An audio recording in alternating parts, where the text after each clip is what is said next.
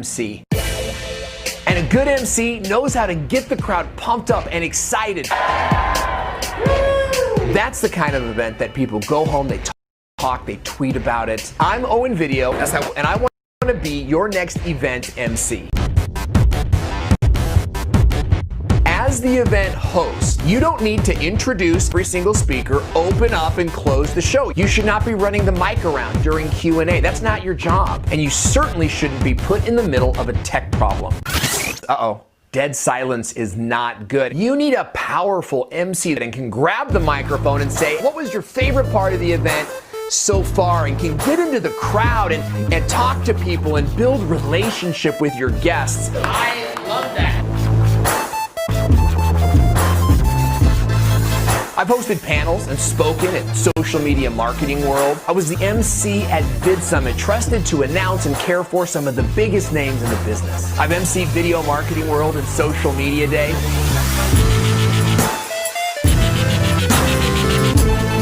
And as your next event MC, my primary goal is to make sure that your audience walks away going, wow, we got to come back next year.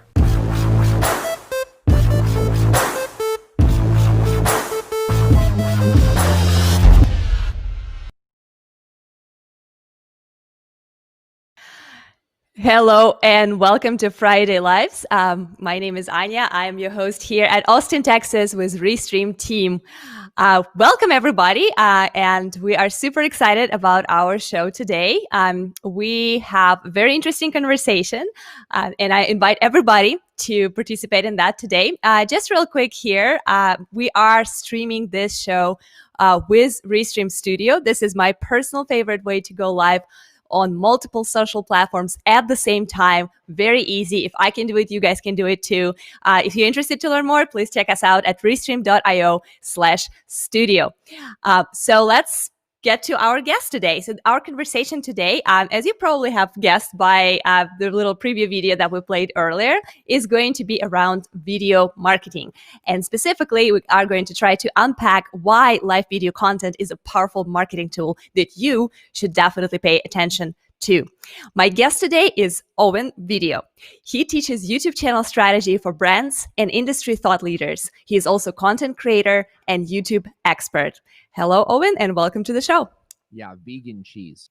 No, vegan cheese. I won't eat it if. Oh, hey, Anya.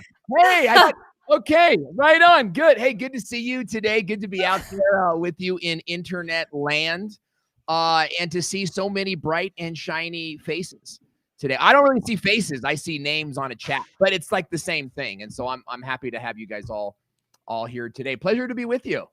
Absolutely. Well, thank you so much for joining us today. Welcome to the show. For everyone who is watching today, we definitely want for you to participate in this conversation and take this opportunity and ask Owen anything you want to know about live video marketing, about your live video, and just in general video marketing strategy, as well as how to supercharge your YouTube channel for your business, for your personal brand, anything you might be using this for. And this is where our conversation is going to be today. And also, please let us know where you're watching us from. I'm seeing already Tracy saying hello from San Diego.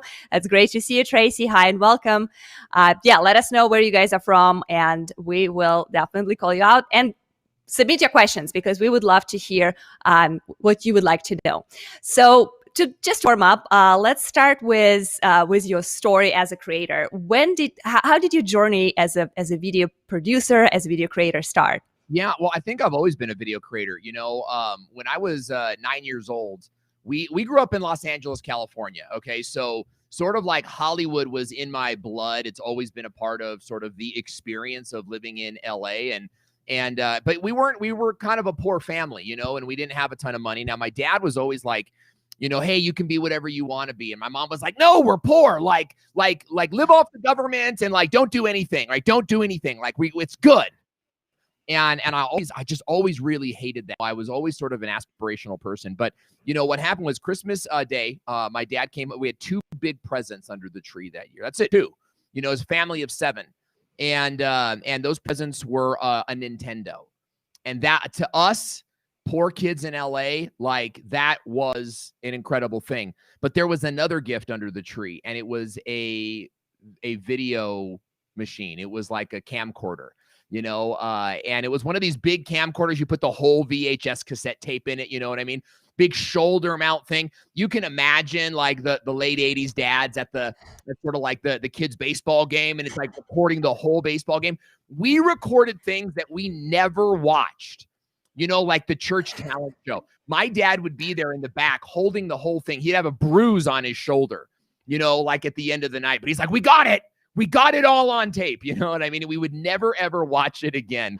So, what I did is that I played Nintendo for about 15 minutes, but I played with that video camera for like 15 years. And I was creating videos ever since like a young kid on like stop motion Legos, stop motion sort of Barbie animation, with my little sister's Barbie dolls. And then as I got older, I got into sketch comedy. And in fact, in high school, I started a sketch comedy group. We called ourselves the Pentaveret. And that was sort of a line from this movie called So I Married an Axe Murderer with Michael Myers. And the grandpa goes, like the world is run by 5 people in a cabal called the Pentaveret, and it's like the Colonel Sanders, and it's like the Kennedys and Colonel Sanders, and it's like all this random stuff. So, we started a comedy troupe, and we actually would record our skits, and we didn't have anywhere to put them at the time. So we just played them at the school talent shows and at the school assemblies. And so I was sort of like known for sketch comedy, but sort of what happened was I didn't have a lot of mentoring growing up. Like my dad wasn't around. My mom is a prescription drug addict and, spent most of my life on the couch, passed out, or in her bedroom, passed out. I never even saw my mom through those formative years. So what happened was graduated high school. And I thought I was going to get discovered. I thought like you get out of high school and then someone discovers you. I graduated 1998. Kobe graduated that same year, and Kobe was recruited to the Lakers right out of high school. I thought that was going to happen to me, but what I didn't know is like, you need to let people know, you have to apply to acting school and you have to apply to film school. So I didn't know what to do. And I watched all of my friends. I grew up in Irvine, California. At this time we'd moved to Irvine, California, where it's very like uppity. I was always kind of like the black sheep. I was sort of like this ghetto kid in this sort of middle-class world. And I watched all of them. One of the girls that I went to school with actually was in a few classes with her, went on to become the student body president of Yale, a few years later. Yeah. So that's kind of the class I went to school with. And then I remember sort of graduating school and having nowhere to go. And so I went back to the streets and I got heavily into drugs and alcohol. And I stayed there for like 4 years. I thought my life was over. It wasn't until really I woke up one day and by the grace of God, like I don't want to do drugs anymore. And so I got up and I started getting myself a job and I got into sales. And as I got into sales, like my comedy started coming back. And I realized that I was really good at selling. So I went from sort of like telemarketing into restaurant sales. And I wanted to be in restaurant sales, like a waiter, so that I could do bits at the table and I could test bits out. And that's when kind of like I cleaned my life up and I started like working on some new things and eventually landed a job at a radio station. And I landed my job at the radio station the same year that YouTube came out. So I was working at the radio station and I was doing campaigns and I was building these wonderfully funny, complex campaigns. But let me tell you, it's such a great story. My bosses hated me. They hated me. Like I had this email signature, like an email signature, you know, that you have at the bottom of your email. So I made this animated GIF email signature. This is back in like 2008. Like nobody even knew what a GIF was. And I was making animated GIF email signatures, and it was like this. It was kind of like, you know, so like, very, very minimalistic. Yeah. I know, right? So it was so like, wow, this guy's talented, and it helped my sales. Well, like my boss's boss's boss wrote me a personal email and was like, get rid of that email signature. And I gave him the finger, and I was like, screw you, pal. Like when you start sending me leads, so I don't have to scrounge for every dollar, then I'll change my email signature. So that was strike one. And then I made a campaign. I made a campaign for a bariatric company, and it was an amazing campaign. It was so good. My boss told me, hey, it was a lot of money, something like hundreds of thousands of dollars per year. And I sold it. Like I was living on that commission. And my direct boss told me, hey, we're taking that campaign away from you. We don't think that you can manage a campaign of that magnitude. Now, I had already been managing it for 6 months, and it was fine. So I said, I kind of like, I was in my desk, and I sort of like pushed myself out of my roller chair. You know, I was kind of like, rolled out in the middle of the hallway, and I was like, don't touch my campaign or I'll sue your ass. And they fired me. So let's get past just to get back to our conversation. It's a very fascinating story. It's very inspiring. I'm sure it's. Let me land the plane. So I left the office, and I said, screw this. I'm going to get involved in YouTube. I'm going to go back to my passion, which is YouTube. And that's exactly what I did. 2 years later, I was speaking at Social Media Marketing World, and the same people that fired me were sitting in the audience at my presentation. And that for me was the biggest validation of all the work and the energy that I had put into my craft, my art. And so that's the long-winded version of how I got started. No, that's amazing. That's a very inspiring story. Thank you so much for sharing like all those personal details. It's very brave, it's very brave to do that, because everyone wants to be so polished and so perfect when it comes to, social media. And I think that's part of, your success, your magic, right? Like you're bold, you're honest, you just go there and expose yourself, which is amazing. I was arrested once for exposing myself, but that's a whole different. That was part of the early years, folks. I'm kidding. Yeah, we meant like, exposing emotionally more than anything else. Just to acknowledge a couple of people here from the chat. I see Kids Hub Media says they're from New Jersey. Hello. And they actually have a question for you, Owen, kind of in conjunction with what you were talking about, events and stuff that, that happened with your experience and what you're doing right now. Yeah. So they say we teach youth to be junior broadcasters, which is awesome, guys. Thank you. That's a great mission you guys have. What are some of the best practices of virtual events? If you can give just like a very quick summary of what would you recommend? Sure. I want to give some unsolicited advice too. Like with kids, like I have 4 kids, and I teach my kids how to be media literate. It's not enough to teach kids to be performers. You've got to teach them how to analyze media and be above the media. Otherwise, they will be susceptible to it, right? So, like where we're watching commercials at home.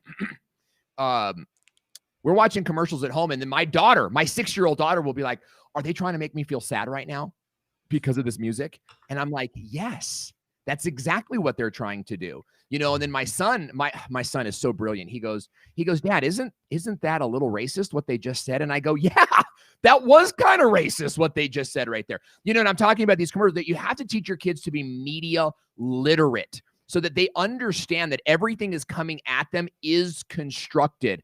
And therefore, everything they do is going to be constructed, right? Like one of the best practices for virtual events is to rehearse. And I'll tell you, this is one of the hardest, one of the biggest challenges that I get with adults in the virtual space. Like I know some pretty talented comedians and improv comedians, but getting them to rehearse before we go live is like pulling teeth, and I won't have them on the show. Like, look, this is not your show to wing it and say whatever you want to say. Because when that happens, like it's easy for profanity to slip out, which again, I'm not like anti-profanity, but it's not part of my brand, right? Like, so you can get dinged by YouTube for profanity, and they'll limit your audience. So we don't want profanity, right? We just don't want it. The other thing is dead air. Like you do not want dead air ever, unless it's like a dramatic pause, And so That was a good one. Yeah, you like that. For best practices, for virtual events, rehearse. Like really ingrain it in them to rehearse, and especially your star players. Like, you know, put your star players in front of the mirror and have them rehearse their lines to themselves and practice the facial expressions, you know, and emoting with their face. The next thing that I'll say with virtual events is that, you know, you've got to have a segment-based approach, okay? And I believe your whole live event, virtual event from beginning to end is like a chain link, like a chain, right? Like Jacob Marley used to carry around. You have the chain and the end of the chain, and the links represent the segments. So you've got to have sort of like an opening segment, and then a bumper segment, and then maybe an introduction segment, and then a guest segment, and then a welcoming people in the chat segment. And, you know, your segments move your people along from moment to moment to moment while keeping them in the show. So what happens is we kind of like have these loose segments like, oh, our show's an hour and we're going to do this, this, and this. That's not good enough. Like that's 20 minutes a segment. If you have a segment like your main meet is 40 minutes, you're going to lose people. Like you, unless it's a captive audience where like they have to be there to get credit. You know, you've got to like, audience. And that is what happens, right? Because like a lot of people, you have to go to your company's Zoom meeting. My like create a virtual event that your employees, yes, they have to go to it, but why not make it enjoyable for them so that they are excited for where they work. So rehearse and create in segments. I think that's big advice. Yeah, absolutely. And most of us, when we think about video marketing and building our presence and leadership on YouTube, do not have captive audience. So we do have to struggle and fight for those views, for that attention, and for that engagement. So yeah, that's all great stuff. Scott Arias here says that T-shirt, Owen, LOL. I guess it's Scott is here from Facebook, and he's he's impressed. I don't know who that is. Scott is actually my former co-host. Scott and I ran what was probably the most successful Facebook Live show in the social media business realm for a year and a half. We did a phenomenal job, and Scott's a good friend, so it's good to see him out there watching me. Watch the master, Scott, and you might learn a thing or two. You are so humble. Oh my God. This is also something too worth noting. Val Denise is saying from Twitter here, do you have any information on how to use Restream to market our events? Also, can we go live with podcasts? So let's talk a little bit kind of like in more broad, not necessarily specifically in the aspect of Restream, but in generally, how do you market your live event, especially today when everything is live and there's so much noise on social media and it's so hard to stand out in this like saturated everything going virtual environment? I would highly recommend to like deprioritize Facebook Live first and foremost. Like deprioritize Facebook Live. Everybody and they mama can go live on Facebook Live. And so what you have is this giant garbage pile. And you have to be sort of like the golden nugget in that garbage pile. And that's really hard to do. Now, I know you're watching this right now and you're going like, no, but I am a golden nugget. I get that. But you have to like be above the noise, and that's really hard to do. So I would prioritize YouTube and LinkedIn. Okay, first and foremost. I'm not saying Twitter's bad. I'm not saying Twitch is bad. Twitch is actually great, but I'm guessing our audience is not a big Twitch audience. So, you know, prioritize YouTube. Okay, prioritize YouTube and LinkedIn because that's where the big opportunity is right now. So that's first and foremost. Now, Restream has some pretty incredible tools to help you repurpose your live stream. In fact, we just made a video on this for our YouTube channel that'll be coming out really soon. So in Restream, you can add custom lower thirds. I think you guys call them overlays, right? Or yep. What do you call them? They just call overlays, right? Yeah, it's overlay. It's anything that goes on top of your video, and it can occupy any space in your screen, right? Like right now.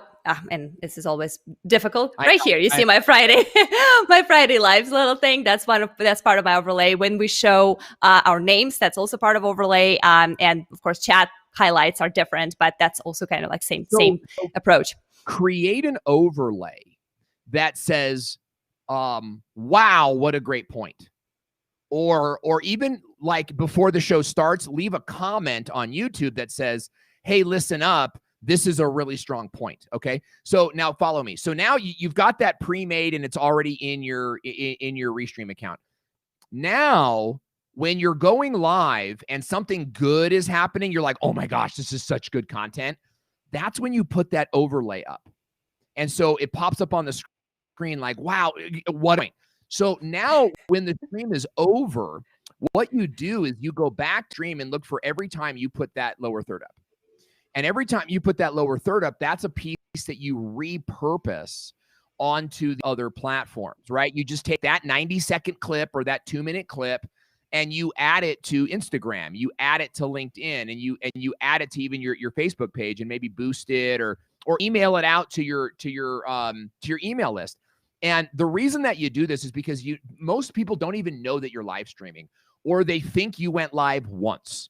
They don't understand that you have a show or that you have events, Val, right? So what you do is you take these highlights, these repurposed clips, and that becomes your marketing. Never, ever, ever share the hour-long live show. Never, ever share the event, right? You only take bits of the event, teasers, and share them online for 2 reasons. Number one, hopefully that people are interested and they ask you, right? We always put DM me for the link so that people can just DM us, and my social media manager will do that. But also just so that they know you're streaming. Most people are not going to go to your YouTube channel or to your LinkedIn page, but they know you're streaming. So when they see week after week, oh, wow, Val's doing this, Val's doing this, Val's doing this. Now they're in a place where they're like, by the 3rd or 4th preview, they're going to be like, okay, Val, how do I pay attention to these events? Because I don't want to miss the next one. So if you're only doing events once a month, it's kind of like, you ever mowed the lawn and with a gas mower and you have to like pull the lawnmower cord? And it's like, I have an electric one, but I know exactly what you're talking about.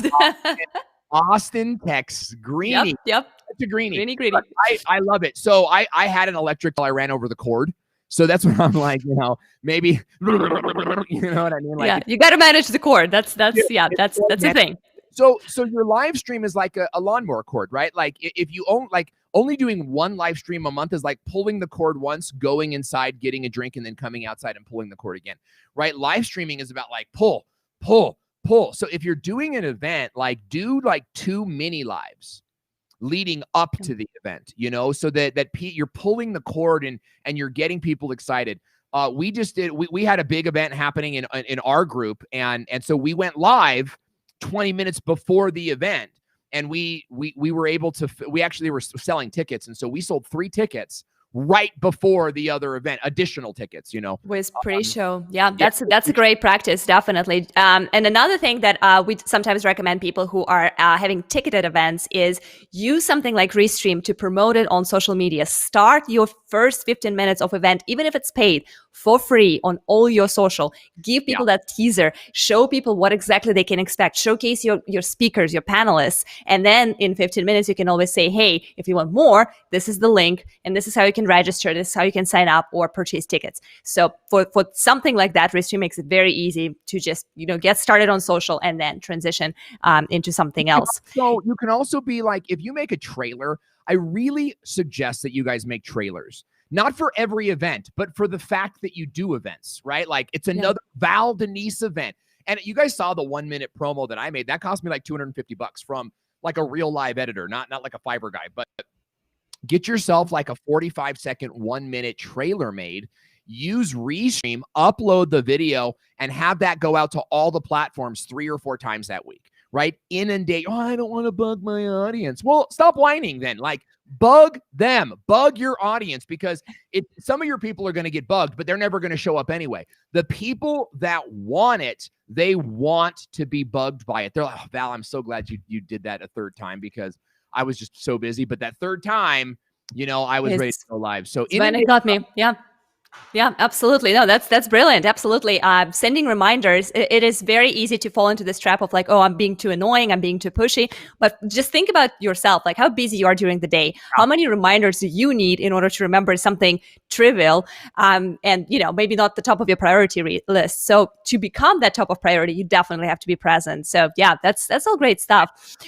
Just coming back to chat a little bit here, Donald is saying Restream is working great. I've been having great experiences with your new features. Donald, thank you so much for saying that. I really appreciate it. Sean Port. Is Donald from Blab? Were you on Blab? Look, Blab was awesome. Like, I don't know if that's what you mean by Blab, but there was an old live streaming platform called Blab that was like, a lot of us got our start there. And that's just, It's old school. I love it. Air 5 to you, my friend, if that was in fact what you meant, because Blab was awesome. Yeah, absolutely. And Sean here from LinkedIn is saying, great stuff. I started teaching best practices to people, and rehearsal is huge, especially for newbies. Agreed. For anybody, right? Like, you're always a newbie when it's your first show. And no show is ever the same. Alexandra here is saying, my son is always noticing music too, and asks why it's sad. This is, coming back to how your kids are reacting to the awareness that they have about what the commercials are trying to, make them feel or think when they're trying to engage them. That's awesome. It's okay. Like I tell my kids that, like, it's not like, I mean, I do believe in media manipulation, but here's the thing. Like, if they didn't manipulate us, we would never get off our butts and go buy the thing. So manipulation or influence, I think, is a better word. Like, I don't want my kids to be anti-media. I want them to be above the media, right? So the whole idea is like, yes, they are trying to influence your emotions. I think if we take this approach, like they're trying to manipulate you, like it becomes a fear thing. And you don't want your kids fearing the powers that be. You want them having no power over them. And so, just as they are trying to influence us, we can influence ourselves as well and say, well, hey, that looks like a great pharmaceutical product, but I'm just going to eat healthy for a little bit. You know what I mean? It puts you outside the media. Now, if you need you go get your prescription. That's not what I was talking about. That is awesome. Tracy here is saying, happens to me all the time. I forget to watch stuff. Yeah, so definitely don't be shy to remind people about things. So one thing I wanted to talk to you about today as well, Owen, is about your video marketing school. So tell us a little bit about what that is, what type of students are coming to you, and what kind of problems they're coming to you to solve with your training. Thank you. I'm really proud of that. Yeah. So I've been a YouTube coach for the last 6 years. And what we do is we help business and industry thought leaders build YouTube channels. So I typically don't work with like the family vlogger, who has a part-time job at a mechanic shop, right? Like that's not who we help. We help sort of the author, the speaker, the coach, the CEO, the social media manager who wants to kind of like be the name, be the big guy in their industry, the big girl in their industry. That's what we do. And a while back, I was, doing like this big, fancy, very expensive private coaching program. Now, we still have that program, but I wanted to be able to coach more people, right? And I saw all these people that were like, oh, can you help me? Can you help me? Can you help me? And I'm like, 10 grand. Yeah, it's 10 grand. Well, that's not within everybody's budget. So we started the video marketing school. And the videomarketingschool.com is where you can go right now and enroll for $39 a month and get access to all of my training programs that cover how to grow on YouTube, how to use video to market your business. The video sales machine is our best, most watched module. And this is about creating videos that lead to landing pages where people can opt in, and then putting video in your email series. We show you exactly what emails you should be writing. We give you the templates for those emails. And we have other courses as well on live streaming, on Instagram stories, and how to use video comprehensively, right? Like, YouTube is my passion, but I'm also a comedian on TikTok. I have a channel on TikTok called Owen Video, and we do family comedy. We just uploaded a new video today that I think is really funny. So what we do is we teach video comprehensively. It's not like only YouTube or only Facebook. It's all of it. And the goal was to be able to coach and train as many people as possible at a price that's fair and affordable. You know what I mean? So if you fall into that program, then go to the videomarketingschool.com right now and enroll, or at least check out the pricing and see if it's right for you. We have courses on webinars. We have a new course on Restream coming out. Like, our goal is like, what we want, like a blueprint. We want you to have a blueprint. It's like, what do I do today? Right? That's the video marketing school, step by step, line upon line. So I'm really excited about it, because everybody else seems to have like how to grow on YouTube, or how to do Facebook video ads, or how to do these other things. Our program is about all of it. It's video from a business perspective. And at the end of the day, you become the industry thought leader in your space. Yeah, absolutely. And you can also find Owen Video on YouTube. That's a great YouTube channel with a lot of tutorials, with a lot of great content, videos for all kinds of things, tools, very focused on video marketing. And of course, the videomarketingschool.com is where you would go to check out more about this. So let me ask you this regarding live video marketing. Do you feel like businesses, especially B2B companies, SaaS companies, not as much individual professionals who are working on their personal brand, but more of a company, or startups even, do you feel like they underestimate the power of live video? Do you think that does it feel to you that something is holding them back? I do. And like, let me kind of like illustrate that with a story. So we were hired by a Fortune 200 brand. And what that, it's not a real term, but like what that means is that they were 198 in the Fortune 500. So they're in the upper echelon. They're like a $7 billion company. And they hired us to do a live stream show for them. Now, what they do is they provide power to, you know, like 13 states, right? Like, so it's massive energy company. And they came to me, they found me at a conference and they go, yeah, but how do we use live video to grow our brand? And the thing is, like, we're not trying to get people to sign up for electricity, right? Like, we just want like brand recognition and name recognition. So we created a show. Okay. This is the key. We created a show called Power Your Passion, because I said to them, look, you don't sell energy. What you do is you sell lifestyles, right? It's with the energy that you put into my home that I plug in my blow dryer and I'm a hair vlogger, right? It's with your power that I plug in my blender and I'm a food blogger, right? It's with your power that I plug in my computer and I'm a social media manager now. And so we built a show around Power Your Passion, and they paid us $100,000 to make 12 episodes. And so we did. I converted my 2-car garage into a full-on studio. We drywalled it. We put a ceiling up.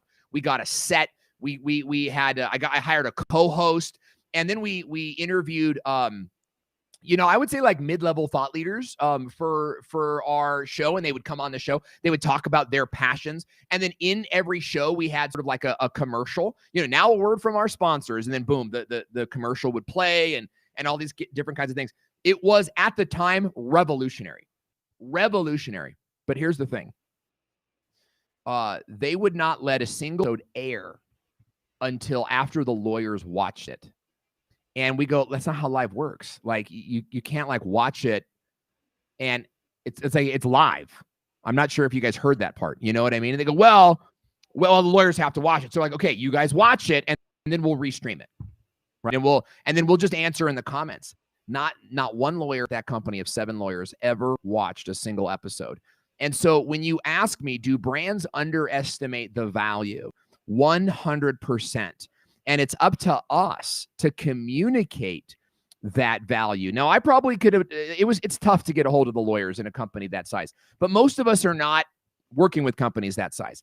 And so what needs to be done is you guys need to have case studies of how live streaming works. For example, I've done live streams for SaaS companies where, you know, one episode got us 41 installations of the app, right? You need to have some of those numbers. And you know what we did for that? All we did was just say, hey, go download the app today and give it a shot. I think you're really going to love it. 41 people downloaded it. So every time I go into a conversation with a bigger brand or with a sponsor, you know, I talk about 41 app installs from one episode, right?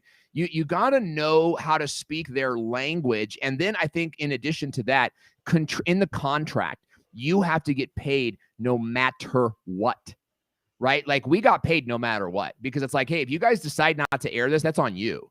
But you can't cancel our contract. Otherwise, we get to take you to court. You know, they don't want to do that. So here's the thing: social media managers and sort of like local marketers never do contracts. I'm working with a videographer writer. I'm sort of mentoring him, and the new COVID restrictions just hit Salt Lake City, and he lost all of his jobs. And I go, well, where's your contracts? Oh, well, that's not how we do it out here. No, that's not how inexperienced business. That's how inexperienced business people lose money. You know, you want to be in a place where no matter if they cancel or what, you still get your money, you know? So you got to think about those things when you're approaching your brand. And here's the thing, like do a show. Like it's, oh, we'll go live every week. You know, big BFD, dude. Like go live doing what? You got to have a show. Go look up Social Media Lab Live on YouTube. Now, it wasn't like huge on YouTube. It was really big on Facebook. So you can look it up on Facebook too. But here's the thing. We streamed in 4K and you can't see 4K on Facebook. So it's better quality replays on YouTube, but we have the biggest views, like 3,000, 10,000, 5,000 on Facebook. I did this show with Scott Ayers, and it was an amazing, amazing show. You got to have a show, and a show has a title. It's not like Live with Andrew. You know what I mean? Like, you have to kind of be like, you know, the Make It or Break It show, right? Or the like Get You Some Leads show or whatever. You got to have like a fun, punchy name, and you have to follow the conventions of traditional media, right? Like, I watch a lot of 90s sitcoms. Like, I'm a TV nut. It's not like I'm in love with Family Matters, you know, or Full House, but I love watching conventions. I love saying like, oh, they always had this happen or they always had that happen. You got to look at like other successful shows and like, what do they do? Is there always a microphone in play? Do they always wear headphones? Look at Anya's background set. Look at my background set. Like, these weren't just schlepped together. You know, like, we thought, like, you thought about this, right? You thought, 6 months. It took us 6 months to figure out like the background, and it's still very much work in progress. So yeah, I would say, to add on to what you were saying, sorry for interrupting you, is that you definitely need to experiment with this. Your perfect show is not going to show up on your first episode. Definitely give it a little bit of time. Try this, try that, you know, iterate fast, change things. And that is going to be very, very helpful. Things we did a series called like, and I love what Tracy just said. Tracy's my San Diego sister, and so I love what she just said here. You know, you gotta have segments. So we had a segment called Share a Fire, and it was like, you know, share this video now. Like, what we would do is we would say, hey, and today's Share a Fire is Tracy Allen. Tracy Allen is a, you know, social media manager in San Diego, and she does this, this, and this. You can contact Tracy today and get your social media bid. So we would like promo someone on every show, and then we would say, hey, if you want to be next week's Share-a-Fire, then share this video on your timeline now. And so we would pick someone every week that shared it, and we would feature them on the show. That worked for a while, and then it just kind of lost its steam, and so we stopped doing it. So you talk about iterations, you know, that's what you got to do. Now, to go back to Tracy's comment right here, like, what do you do? So I love the concept, but the title doesn't tell me anything, right? So like, we're about to launch a show. I don't want to ruin any surprises, but no, yeah, that's fine. It's a reveal parties right now. It is. We're launching a show on Restream called Stream Like You Mean It, and the whole point, like, what does that say to you? Stream like you mean it. Right? Like, tell me in the comment section. I'll just wait a second for you guys to answer. Like, what does that say to you? Stream like you mean it. And I'm going to also put that in the chat so people can see it. Stream like you mean it. Yeah, let us know what you think about the name also. And yeah, definitely what does it say? And in the meantime, Owen, if you don't mind, let me reintroduce you for those who are listening to us on podcast, because as you know, we repurpose this. My guest today is Owen Video. He teaches YouTube channel strategy for brands and industry thought leaders. He's content creator and YouTube expert. For those who's just joining us right now, we are talking about live video marketing and why this should be a very powerful marketing tool and definitely part of your strategy, no matter what product or service you are offering. All right. So because I came down here today, we were talking, it was freezing in my studio, and now they've turned on the heat, and so now I am just like, you know, over here. So you guys, yeah. So coming. You see, so actually this very aligns very nicely with what I was going to ask you next. So you are obviously a very hyper, high energy and charismatic performer. So when you do your shows, you give it all and you have a ton to give. Yeah. Do you believe that it is exceptionally important and basically critical for somebody to be that charismatic, that hyper, that full of energy in order to be successful at live video marketing? Because I keep thinking about people who are great entrepreneurs, great marketers. They create a great product, but they're not necessarily that person who can just go live and like own that space and be that shining star. What would you say to those people? How should they approach the video marketing? Yeah, if Lewis Howes is listening right now, I apologize, because you do fantastic content. Lewis Howes bores me to tears. You know, like, it's just like, hey, I'm Lewis Howes. You know, so to answer your question, and he's massive. He is a massive player. in the space, a person, by the way, I greatly respect. Okay, so just to kind of put that out there. No, I actually feel like my personality, my charisma is a beast to be tamed, as opposed to like a wild and free pony. You know what I mean? So I actually have to tone down who I am in order to be consumable to the audience. And this is what I want you guys to think about is, are you consumable to the audience? And so what you do is and I love what you guys are saying about stream like you mean it. Okay. So some of you are saying a purposeful stream. Bingo. Right. And then Tracy said you're serious about streaming. Bingo. Right. This is what I'm talking about. Like, you have to structure. Okay. Go to my YouTube channel and look at my videos about structure. Structure your live stream show around your personality. So if you are a little bit lower key, then you need to structure a higher energy show. How do you do that? Graphics. Graphics are really powerful. You know, if you have high energy graphics, that can speak up for you. Okay, so if you're a higher energy person like I am, then keeping your show a little more minimalistic, right, to create that balance, I think is really, really important. So no, I don't think you need a high charismatic personality. I think that high charismatic personalities like mine, we've been told our whole lives how talented we are and da-da-da-da. I see like me, and I won't mention any names, I see people like fail all the time because it's just like way too much. You know, like I log in and it's like an old Jim Carrey stand-up where it's just like so much. So Tracy is saying you have to be yourself. I agree 100%, but I also believe in being the best version of yourself. So it's really easy to step into like, oh, I'm going to eat this tub of ice cream. I'm just going to be myself. I'm going to be authentic to me and my feelings. But the trick is like your feelings are not who you are, right? Who you are is a combination of your feelings, your mind, your body, your soul, like all of these things. So you got to be the best version of yourself and being self-aware, knowing that you're a little dry, knowing that you're a little, exaggerated. Too much, yeah. Yeah, exactly. Can help you to create a show that highlights you. And when you build structure around it, you're not reinvent show. You just follow the structure every time. That's a template. That's exactly how Hollywood runs. It's exactly how radio runs. It's exactly how the movies run. All the Avengers movies were the exact same. I don't know if you guys know this, but there's the exact same. They followed a template and they changed the characters up. That's what you have to do with your show, is have a template. And we have a template, by the way. If you guys want my template, can I give something away? Yeah, absolutely. Go get my ROS. In fact, I'm trying to remember go to owenvideo.com/ROS. It stands for run of show. That's a template that you can use. It's a run of show that is just a starting point for like, make each show like this. And so your prep for the show should be 30 minutes, an hour. And then the show itself is an hour. It's 2 hours a week on a live stream show. Usually like one customer a month even, which is really low, but one customer a month, like, boom, you've paid for the show. So, think about that as you guys are making your shows.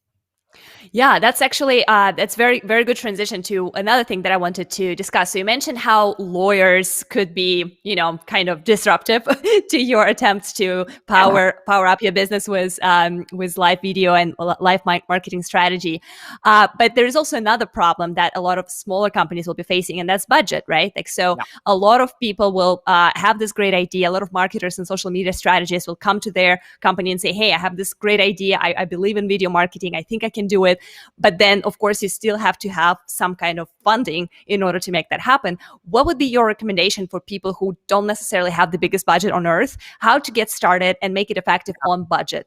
Oh man, there's so much to say about budget. You guys got to check out my videos on my YouTube channel about brand deals and charging, because getting a customer is a lot like getting a brand deal for a YouTuber or channel sponsorship. But we talk a lot about pricing and pricing structure. So a couple different things I want to say about that.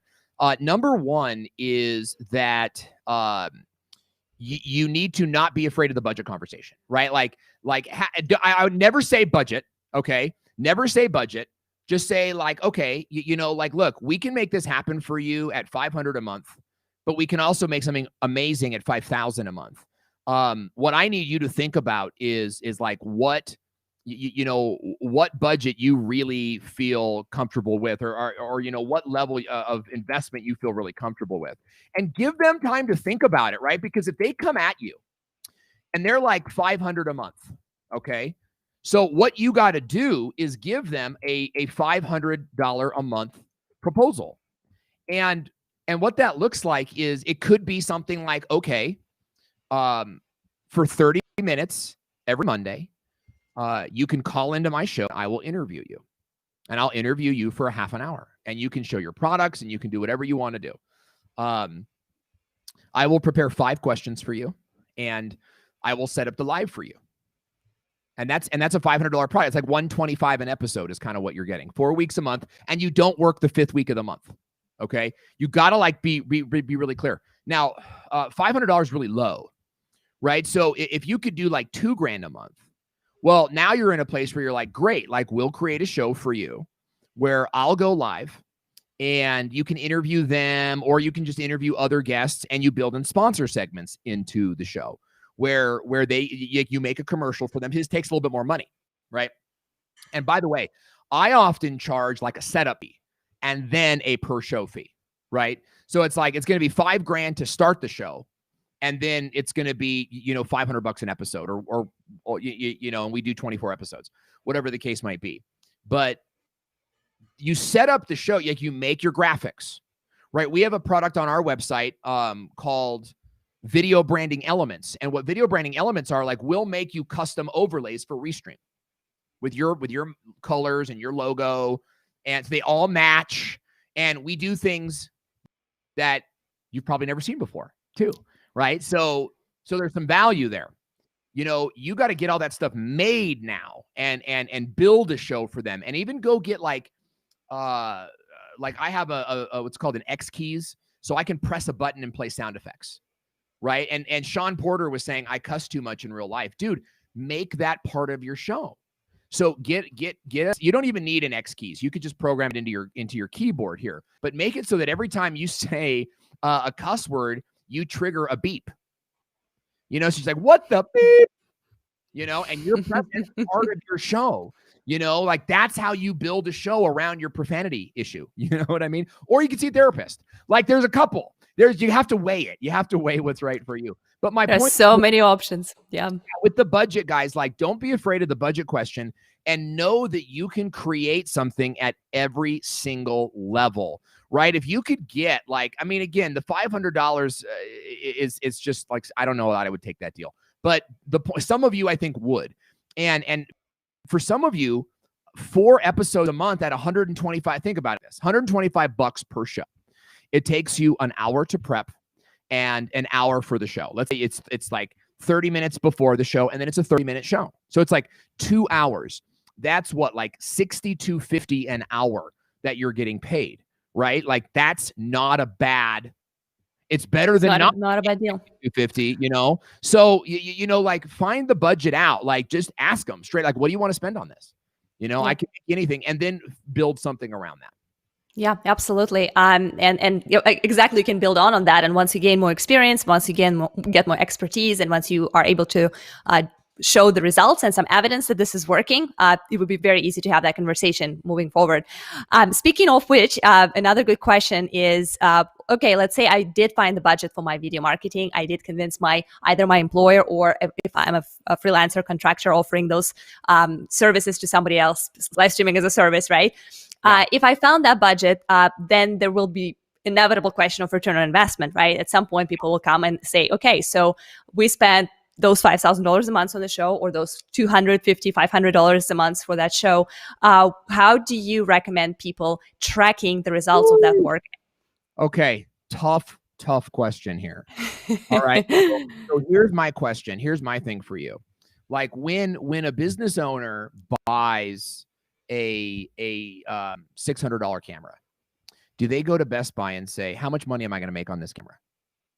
Right? Or they tell Amazon, hey, before checkout, ask an Amazon representative, hey, before I buy this camera, how much can you guarantee I'm going to make on this camera? You're buying the tool, and it's up to you to convert, right? So when you buy a show from me, you're buying the show.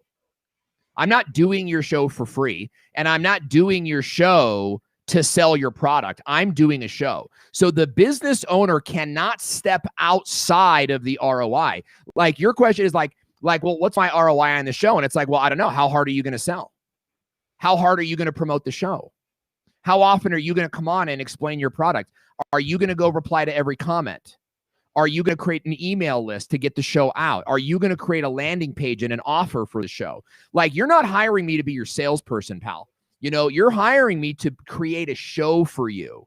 And that show is my time, it's my energy and my skills. Now, we'll build conventions into the show, of course. Okay, guys, know that word, conventions. Conventions are, you know, like in a horror movie, a convention of a horror movie is like lighting from above that makes kind of like the spooky, right? Like, or ominous music is like a convention of a horror movie. It's these things that help us to recognize it's a horror movie, right? When you're doing a sales program, like it, and you're gonna sell their product, like, are they gonna write you the piece?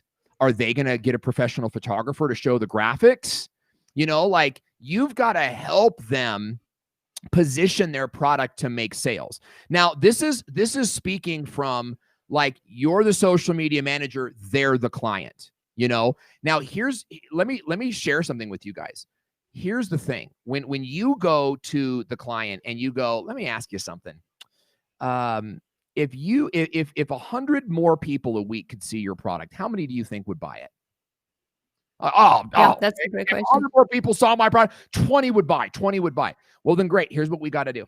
We got to do a show that promotes your product in the first minute, and all we have to do is get 100 people a week to see that, and then based on your marketing and everything you've built, you can expect 20 sales a week, right? Because the business owner said, if 20 people a week saw, 100 people a week saw it, I'd get 20 more customers. So that's probably not going to happen, guys. That's probably not going to happen. So when that happens, you have to say, well, hey, customer, you told me if 100 people saw it. So obviously you're wrong about your product, right? It's not selling itself like you promised me it was, which means I'm going to have to put a lot more energy into this show to sell your product for you. So I suggest we move forward doing X, Y, Z, and A, B, and C. And you become an asset to them. You become sort of like their selling machine, right? So I want you guys to avoid this place of, you know, like, oh, if you get this many, like, if this many people, you know, like, oh, I'll promise you this ROI or that, or, you know, when they say, like, what's the ROI on live stream? We say, well, let me ask you something. If 100 people a week heard a pitch for your product, how many of them would buy? 20 of them would buy. Well, then that's your ROI. All we got to do is get 100 people to see this thing a week, and 20 people will buy. And if they don't, then we need to back up, look at your website, look at your messaging, look at your graphics, and see what do we need to do to get that number up. And it marries you to them in a lot of ways. Yeah, absolutely. There's definitely, it's a collaborative process, whether you're part of the company that is doing live video for yourself, for your own product, or you're working with someone else. It is definitely, it's a mutually beneficial thing, right? Like, you as a show host is doing the job of exposure, of reaching people, of delivering the message, and they have to deliver the product. So that's definitely, very. That being said, you should track sales. And I recommend that all of you use a link that's unique to you. And if you can, position yourself to get commission on the link. So you're getting paid for the show, and you're getting paid for any products that sell. It's hard to do with a consultant, or like an attorney firm, but certainly, like, you have your own landing page. It's like, hey, if you want to talk to an attorney today, then use this link, and it's your link. And so you can track it. So, you know, I've done work for SaaS companies before where in the beginning it was like, well, we don't know. You know, we don't know what the ROI is going to be. But after we've done so many shows, you start to get in 7 people downloaded the app today. Okay, great. Let's see how many do it next week doing the same thing, right? Another 7 or 9, you know, and then the next week it was 11. So it's like, I wouldn't even call it growing. It's right around that 10 mark. You know what I mean? So now you're in a place where you go, okay, let's see if we can do like a big thing and get this number up to 20, right? And that's how you build a show. Because when we showed that SaaS company that we had 41 activations from one episode, you know, that led to another 12-month contract. And 12-month contracts, I mean, that's when you're free to create. That's when you're free to, like, really, like, let go and just do the show you want to do without having to worry, are they going to cut my deal tomorrow? You know? Yeah, absolutely. I would like to take this question from Luke, actually, as we're wrapping up the episode, because I think it's very interesting and very much in line with what we were talking about offering services, streaming as a service, right?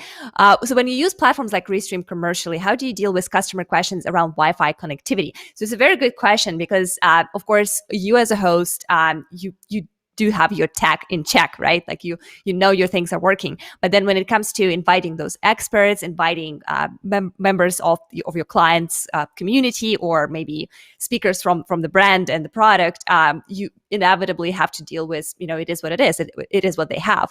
So how do you approach this? Blame the viewer. And I mean that. Look, okay, you're going to have tech problems. But I firmly believe that unless you scientifically know for a fact it's you, then you have to put it back on them. You have to go with what you see, right? So I'm looking at Restream right now, and I see perfect connectivity. So when somebody's like, hey, it's getting shaky image here, it's blurring, and I go, well, hey, I'm sorry to hear that, Bill. It's looking really good on our end here, so maybe check your internet connection and let us know how that goes. Okay, moving on. Next question, and you just keep going. Like, you don't know that they're in a subway. I mean, come on, people's is people's, right? Like, they could be on a subway next to a microwave, holding tinfoil next to their iPhone, being like, I'm not getting a perfect signal. You know what I mean? Like, that's not your problem, right? You have to go on with the show, because for every one person that says it's blurry, two more are saying it's fine to me, Yeah.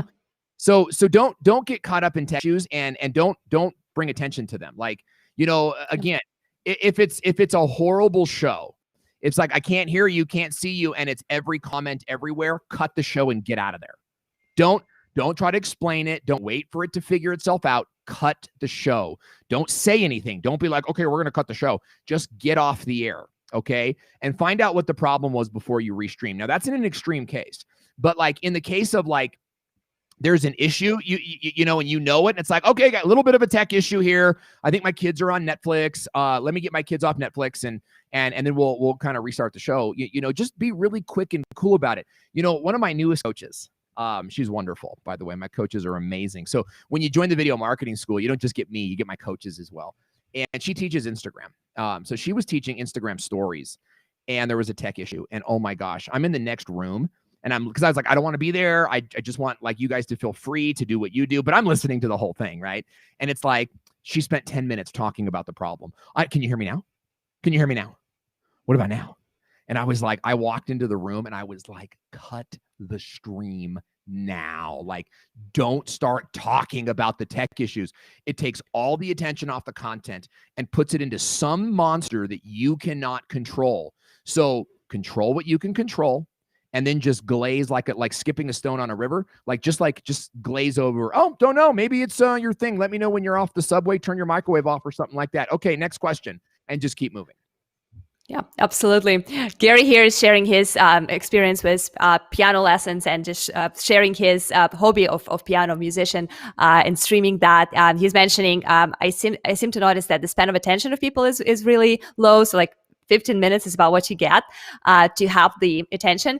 I just wanted to comment on that real quick, because remember that when you're live streaming, unlike when you create a YouTube video, people experience your live stream kind of like they would experience radio programming, right? They come and go. So not everyone is going to watch it from first minute to the last. So just make sure that, you have your flow, you have your structure, those templates that Owen was mentioning earlier, but you also need to be ready for people to jump in at any moment and jump off at any moment. And that's okay. That's the beauty of live streaming. That's kind of what this experience is all about. So definitely don't worry about the attention span. Like it is low. We're all busy and it's difficult to captivate and capture audience. It's also like, that's Facebook Live, right? Facebook Live is the mall. So people go to the mall for 1,000 different reasons. They go to get, a pretzel, they go to look for shoes. When they find their shoes, they leave. Or when they find that their shoes aren't there, they leave. And that's Facebook Live. Like, they went to go look at grandbaby pictures, but then they saw your live show. But then it's like, okay, well, I'm done. YouTube is different. YouTube is like I'm sitting on the couch to find a program to watch. And so when Gary, I love that you're doing piano covers. First of all, that's challenging because that's a copyright thing. So I would look at adding original content in there as well. And I mean, maybe you're doing karaoke. Like, if the audience isn't involved, why would they stay around? Like, live video is an engagement process. Do like if you're not already, maybe you're already doing it. You know, do like a karaoke thing or a request thing. You know, so maybe you don't play the whole cover. Maybe you play like a verse in the chorus. You know, and then you take requests from the audience. You know, here's the thing: when you notice, and so much to say, Gary, never monetize later. Monetize now, because it's going to take you a year to figure it out. You know, it's monetize now, and you can do that on YouTube easily with Super Chat. So you could say like, look, hey, make a donation, or you say donate to me, or you could say make a request for $1. You know, and I'll play any request for $1. Connect your Patreon. There's so many ways to let your community know how they can support you. So yeah, definitely don't put aside. So just and just go ahead. Go ahead. Talk so much. Like, there's just so much I have to say because I love this industry. But monetize now, involve the audience, and use their log off times. Use your average view duration as a benchmark for improvement. Just last couple of seconds of the show, I just want to make sure we acknowledge Sean's question, because it's a really good one. Do you do, just very briefly, do you do free consultations for people who are reaching out to you and saying, hey, we're interested in starting this live show, but we kind of want to understand what you're all about and what we are trying to do to get on the same page? Do you recommend free consultations? Okay, guys, never do free consultations. Okay, like I can't be more emphatic about free consultations are the biggest lie of business. Now, pre-COVID, maybe that made sense, but now you have to be paid for every moment of your day. So here's what a free consultation is. It's where you go tell them what to do, and then they hire their nephew to do it for free. You know, I've had people hire me for consultations and then have their nephew do it for free. And that's okay because they paid me for the consultation. So no, like, here's the thing. You guys got to master the art of not giving them strategy over the phone. You just got to master the art of keeping your mouth shut. So you can make me a live show and give me ROI. Yep. Well, how do you do that? I'm really glad you asked. And for just $500, we can have a conversation about how to do that. Yep, with actionable items and specific steps. So I think to add on to what Sean was asking and what you were saying, Owen, is I think you just need to maybe remove that concept of consultation and make it something that's more valuable, because it's difficult to convince brand and people in general to pay for consultation, but it's much more easy to convince people to pay for very brief express strategy with actionable items and specific steps. A strategy plan. Look, my consultations, and by the way, this is in the video marketing school. It's called the perfect proposal. And what that is like your consultation is a delivery. So when we do a consultation, there's actually 3 parts to it. So it's not just one and done meeting, right? A consultation is, first they have to fill out a form. And then once they fill out the form, what I do is I take their information in that form and I plug it into a pre-made like strategy plan. Right. And remember, a strategy plan can always be revised and massaged to fit their individual needs, but you give them a starting point of negotiation, you know, so first they give the form, and then I get that proposal and I run through it with them, and I do a follow-up call, just a 10-minute call. And I go, hey, you know, we got a consult next week. I'm really excited about it, but I just wanted to like go through. So you're really doing this thing right now, right, on YouTube? Oh yeah. We really. So what do you like best about it? Like, you get them talking about positive things, you get positive emotions flowing. You go, okay, well, great. Hey, look, I just wanted to get some clarity and just kind of prepare you for the meeting. What I'm going to do is I'm going to prepare a very custom plan for you that creates a show that will do the thing you just told me and the other thing that you just told me. So I'm really glad that you said those things, because that's exactly what we do. And our call is tomorrow afternoon, so I'll see you then.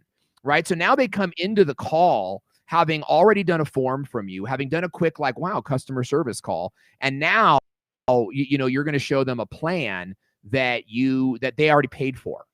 So you're able to just give them your PowerPoint and be like, boom, there you go. And the last page of the PowerPoint is, of course, how much would it cost for me to do it for you? But then there's think about this too. Like, what if you were just the man behind the curtains or the woman behind the curtain? Like, what if you were like, look, I can help you put this show together for freaking cheap using your own people, your nephews, your cousins, your staff. And my fee is $500 a month for consulting. You know what I'm saying? Yeah. So many options. It's not just one thing, right? Like, always have a backup, always have a downsell that you could bring them to. Yeah, absolutely. Well, Owen, thank you so very much for talking with us today. It was such a pleasure, such an engaging and high energy stream. I am so happy you were part of this today. And thank you everybody for asking questions. Just one more time, real quick, how you can connect. Well, you know how to connect with us. Of course, you can reach out to, you can find us at Restream.io. And at any moment, you can talk to our chat support representatives if you have any questions. And if you want to connect with Owen, you can find him as Owen Video on YouTube. It's a great channel. Highly recommend subbing to that. And also at thevideomarketingschool.com for much more in-depth, much more detailed, step-by-step actionable items on how to get started with your live video marketing strategy and why you need this and how to make it easy for you. All right. Well, that's going to be our show. Owen, thank you so much for being with us today. Pumped. All right, I'm going to toggle you out for just a second here to do my final closing. Thank you again for all the questions. Great questions today. Absolutely amazing level of engagement. Thank you so much for asking these insightful things that really mattered, helping us drive this conversation. We did quite kind of like a little bit of a reveal party, but Owen is going to start a live show. Stream it like you mean it, just like we were sharing with you earlier, getting your impressions and your thoughts on the name. You can catch him on Mondays in the afternoon, and I definitely I will look forward to seeing you next Friday with the next Friday live episode. Thank you, everybody, and have a wonderful rest of your week and beautiful weekend. Cheers.